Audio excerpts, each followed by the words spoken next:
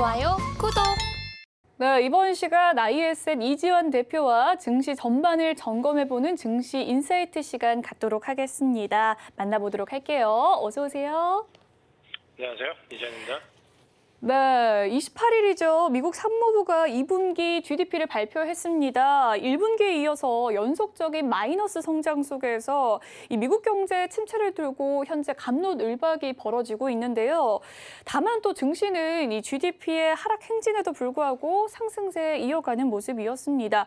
FOMC 이후의 글로벌 증시 어떻게 평가하실까요?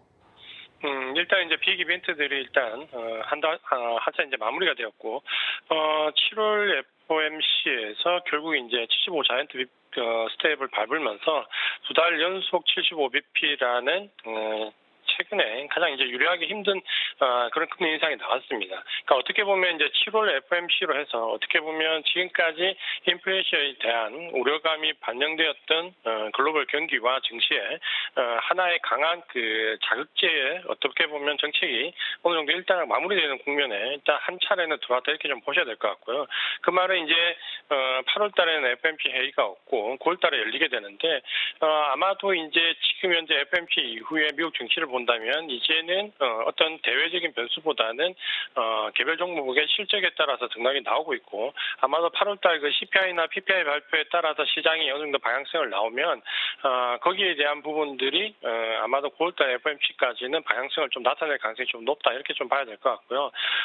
지금 현재 이제 미국의 그 GDP가 2분기 연속 역성장 나왔던 부분과 지금 장단기 금리 역전체가 나왔던 부분은 상당히 경기 침체에 대한 우려감을 불러일으킬 수 있는데 반면에 이제 이런 우려감 대비로 해서 미국 증시는 오히려 계속해서 상승하는 모습을 보였고 특히 이제 지난주 같은 경우 금요일 같은 경우는 PCE 지표가 40년 만에 최고치가 나왔는데도 불구하고 증시는 1% 상승을 했습니다. 그러니까 결국은 우리가 이제 생각해야 될 부분은 7월달 FOMC를 기점으로 해서 이전에 어떤 지표에 대한 우려감, 예를 들어서 경기와 관련돼 있거나 인플레이션 관련돼 있는 지표와 관련돼 있는 우려감은 어느 정도 마무리 국면으로 접어들었다 이렇게 봐야 되고 그 이유는 결국 이제 지금 발표되었던 지표들이 2분기 혹은 6월달 지표들인데 그때는 이제 지표들이 이미 차익으로 나올 것이다라고 대부분 이제 예상을 하고 있기 때문에 금요일처럼 PCE 지표가 40년 만에 최고치로 나오더라도 시장에는 크게 반영되지 않는 모습입니다.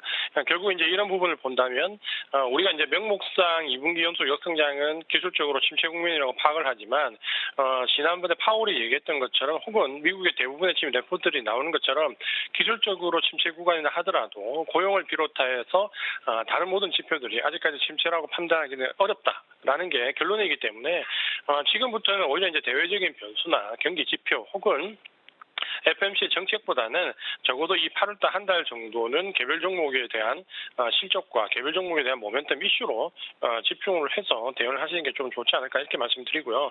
아마 그 9월달 FOMC에 대해서는 지금 논란이 굉장히 많은데 이 부분은 적어도 8월달 CPI 지표의 발표를 보고 방향성을 좀 결정하시는 게 좋을 것 같습니다.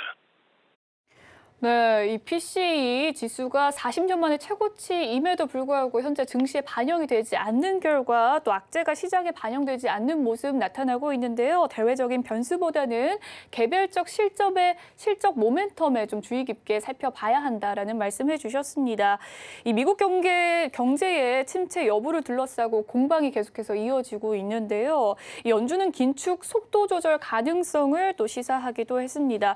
대표님께서는 현재 미국 경제가 기술적 침체 국면에 좀 마주했다고 보시는지 궁금하고요. 또한 이 최근 미국 주요 지표를 종합해 봤을 때 연준의 행보가 전환이 되는 시점 언제쯤이 될 것이라고 보시나요?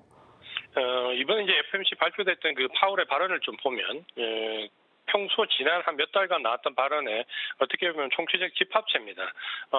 증시가 이제 하락으로 반응했던 경기 연착륙이 어렵다라는 발언과 하지만 경기 침체가 불가피한 게 아니다라는 발언. 그러니까 이 두 가지가 그 상충되는 발언인데 경기 연착륙이 어렵다라는 표현이 나왔을 때는 증시가 하락을 했고 그렇다고 해서 경기 침체가 불가피한 것은 아니다라는 발언이 나왔을 때는 증시가 상승을 했습니다.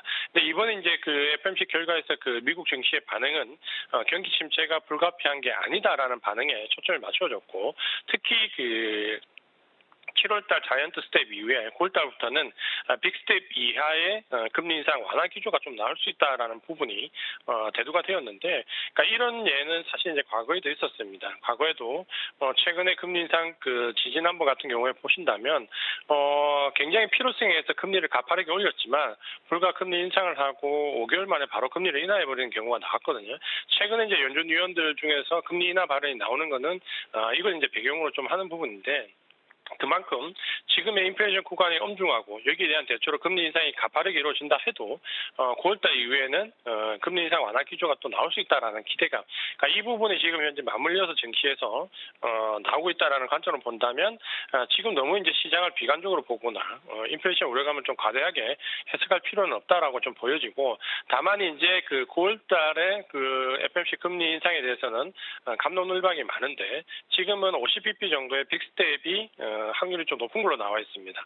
하지만 이제 이 부분은 아마도 8월달 CPI나 PPI 발표가 그전에 이제 5월달이나 6월달에 원자재나 곡물의 가격이 정점을 찍었던 이후에 그 선물 가격이 현물 가격으로 바뀌는 그 시점이 한 7월달로 본다면 7월달에 그 CPI 지표가 발표되는 8월이 아마도 큰 분수령이 좀 될 수 있을 것 같고요. 특히 이제 8월 달에는 FMC가 없기 때문에 이 CPI 발표 결과에 따라서 이후에 이제 9월 달에 아마 증시에 영향을 크게 받을 수 있을 것 같습니다. 지금으로서는 인플레이션 정점론에 대한 우위가 조금 더 있고, 그 부분에 이제 좀 전에 말씀드린 것처럼 금요일 날 PCE 지표가 40점 만에 최고치로 나왔다고 해도 오히려 증시가 올라버리는 정점론에 오히려 더 무게를 두고 있다는 점을 좀 본다면, 지금은 일단은 인플레이션 정점론의 바탕을 두고 증시에 좀 임하는 자세가 좀 필요할 것 같고요. 혹여나 지금 현재 우려하는 그런 인플레이션 우려감이나 혹은 미국의 달러 혹은 유가 그리고 장단기 금리 역전차 여러 가지 그 지표들의 변수에 의한 악재에 포커스를 맞추다 보면 오히려 지금 증시가 상승하는 거를 이해를 못하거나 오히려 놓칠 수 있습니다. 그러니까 우리가 지금 생각해봐야 될 부분은 증시는 현재를 반영하는 게 아니라 미래 가격을 좀 반영하기 때문에 지금 발표되는 지표들은 2분기 내지 6월달 지표들은 좋을 수가 없습니다. 그러니까 그게 나쁘다라는 전제하에 과연 이제 앞으로 더 좋아질 것이냐라는 부분으로 우리가 파악을 좀 해본다면 지금은 일단 증시를 긍정적으로 보는 게 좀 더 맞을 것 같고요. 미국 증시에서 지금 현재 기술주들이 오히려 실적 발표에 의해 좀 더 양호한 모습으로 나오고 있고, 금요일 같은 경우도 아마존이나 애플이 예상보다 분명히 실적은 좋은 건 아니지만 예상보다 가이던스가 좋게 나오면서 증시 반등을 이끄는 모습을 본다면 증시 자체가 지금은 베어마켓 랠리나 안도 랠리로 한계를 지어서 증시 상승 자체를 놓치는 것보다는 보이는 대로 지금은 따라가는 전략이 조금 더 유효하다 이렇게 말씀을 드리겠습니다. 네, 연준의 이 기조 변화 시점에 대해서 또 자세하게 살펴봐 주셨습니다. 8월에 FOMC가 없기 때문에 앞으로 나타나는 지표들에 대해서 좀 자세히 분석해보고 현재 지금 보이는 대로 이 실적에 대한 변화도 살펴보는 것이 중요할 것 같습니다.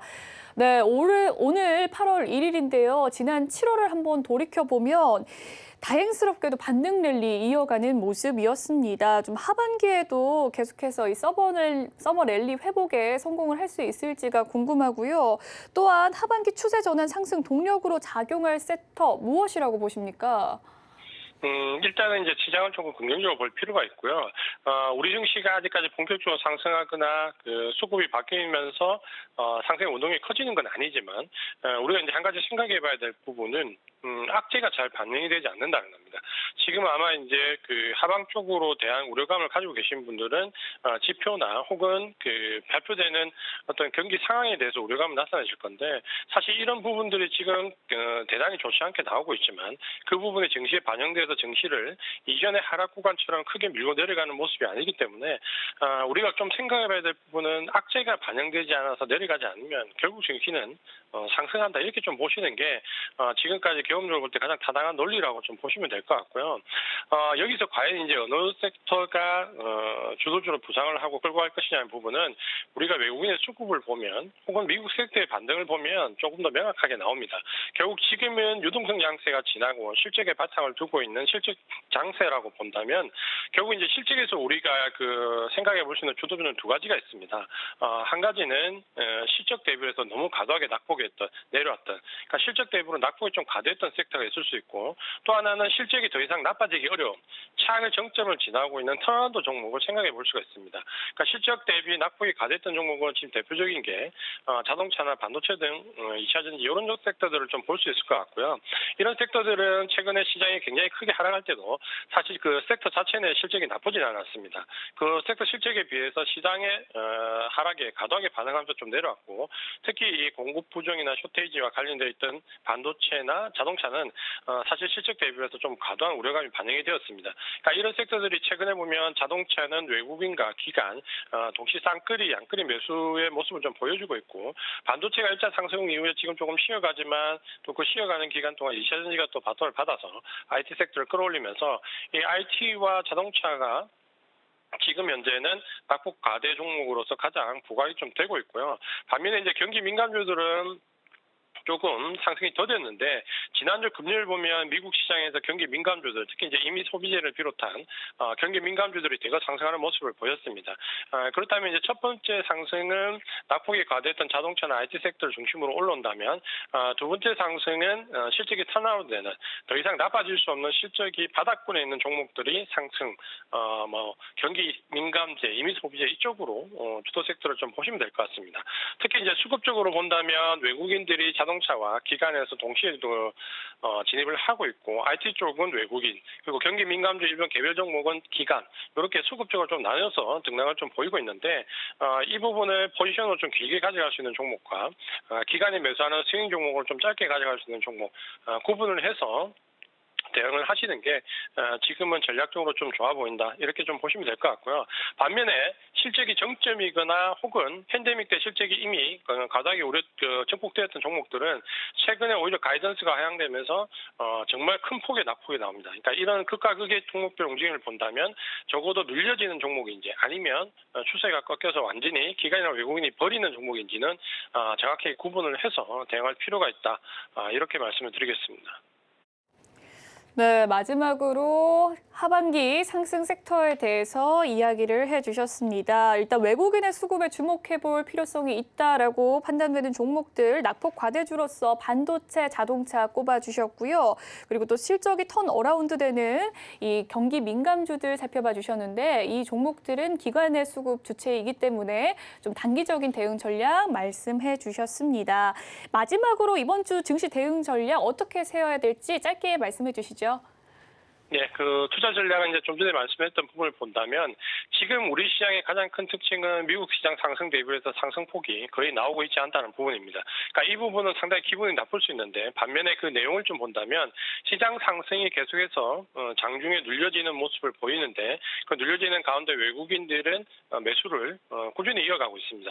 오늘도 역시 마찬가지고 지난주도 마찬가지인데, 장중에 시가보다 종가가 좀 낮아지는 현상들이 계속해서 나오고 있는데, 이런 부분들은 어떻게 보면 외국인들의 매집이 상당히 오랫동안 이루어지고 있고 외국인 수급이 플러스로 전환되고 있다는 반증이기도 합니다.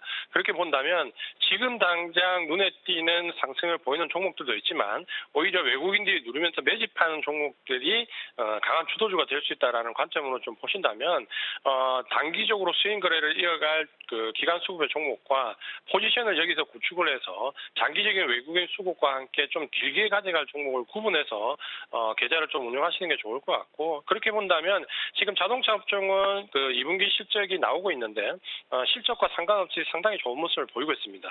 그러니까 거기에 반도체나 2차 전지와 관련된 종목들을 조금 긴 호흡으로 계좌를 보시고, 나머지 기관 수급이 들어오는 짧은 경기 관련된 민감주는 조금씩 짧은 수익 관점으로 좀 보시는 전략으로 가신다면 이번 주와 다음 주 상당히 좋은 수익을 거둘 수 있을 것 같고요. 특히 우리가 이제 좀 한 가지 잊지 말아야 될 부분은, 우리가 지금 1년이 넘는 기간 동안 하락을 굉장히 크게 겪었기 때문에 여기서 시장이 반등이 나고 외국인이 매집을 한다면 단순히 10% 20% 올라가는 종목이 아니라 우리가 생각한 것보다는 상당히 많은 상승을 그릴 수 있는 주도주들이 나올 수 있습니다.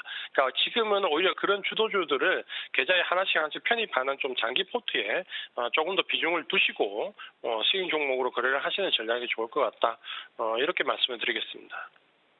좋아요, 구독!